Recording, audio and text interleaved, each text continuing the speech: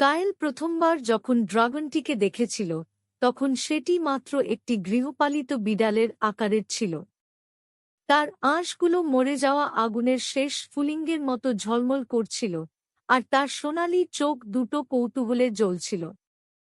কায়েল, যে মেয়েটি মায়াবী অরণ্যের কিনারায় একা থাকত, ছোট্ট এই প্রাণীটিকে এক শিকারীর জালে জড়িয়ে পড়া অবস্থায় খুঁজে পায়। তুমি তো একেবারে বাচ্চা, কায়েল ধীরে ধীরে ড্রাগনটির নরম ডানা মুক্ত করতে করতে ফিসফিস করে বলল। আমি তোমাকে আঘাত করব না। ড্রাগনটি চোখের পলক ফেলল, কায়েলের হাতের গন্ধ নীল, তারপর মেয়েটির বিস্ময়ের মাঝেই তার হাতে মুখ ঘষে আদর করল। সেই দিন থেকে তারা একে অপরের ছায়াসঙ্গী হয়ে গেল।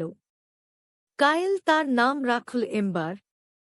তারা একসঙ্গে মাঠে খেলত, বনের ভিতর দৌড়ে বেড়াত, আর রাতের আকাশের নিচে নীরব সময় কাটাত। কিন্তু এম্বার খুব দ্রুত বড় হতে লাগল, অতিরিক্ত দ্রুত।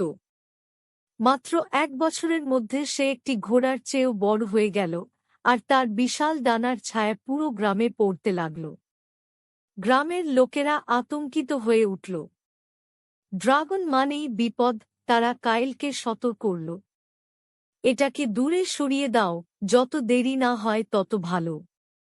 কিন্তু কায়েল জানত এম্বার কখনো তাকে কষ্ট দেবে না।